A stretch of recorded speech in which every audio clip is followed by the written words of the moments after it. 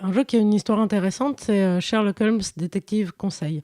Sherlock Holmes Détective Conseil, il paraît dans les années 80 aux États-Unis, donc à l'époque où le jeu coopératif est vraiment pas connu, où il est cantonné dans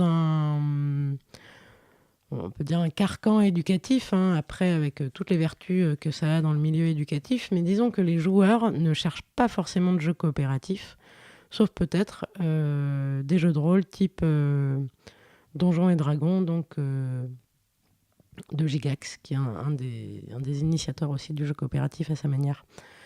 Sherlock Holmes Détective Conseil, c'est un jeu de...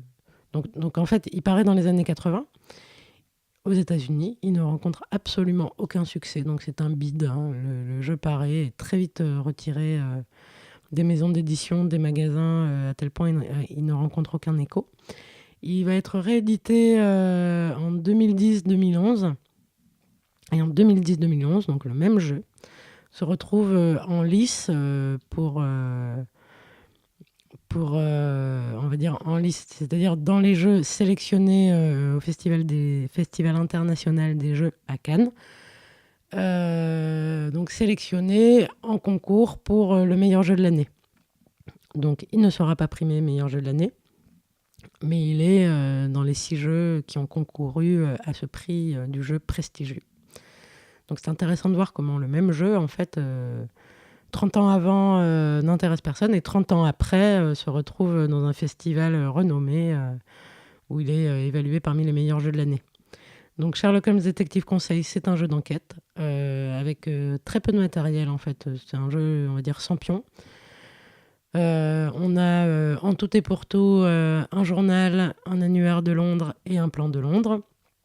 On représente les bras droits en fait de Sherlock Holmes qui l'aident à résoudre ses enquêtes. Et puis on se prend un peu au jeu, donc du coup on essaye de résoudre les enquêtes plus vite que le maître lui-même. Donc un meurtre nous est présenté au début de chaque scénario. On a 6 scénarios dans la boîte. Évidemment, il existe des extensions. Et on doit en fait mener des interviews, repérer les personnes ressources, etc. pour collecter des éléments, croiser les dires des uns et des autres, et par collecte d'informations, recoupement successifs, etc., comprendre en fait le mobile du meurtre et le coupable. Voilà, c'est un jeu assez intéressant. Il peut se jouer seul ou à plusieurs, hein. On peut jouer à 6, éventuellement à 8, si on n'a pas peur d'attendre son tour de jeu.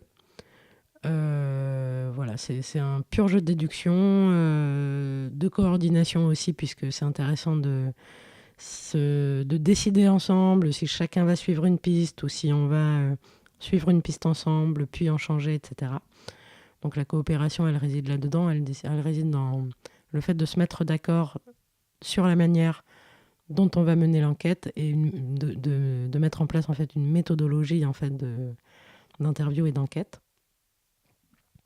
C'est un jeu assez difficile, assez intéressant et on va dire voilà, enfin assez atypique dans la mesure où il n'y a ni dé ni pion et qu'on joue toujours avec la même carte de Londres. Et c'est simplement les scénarios qui changent.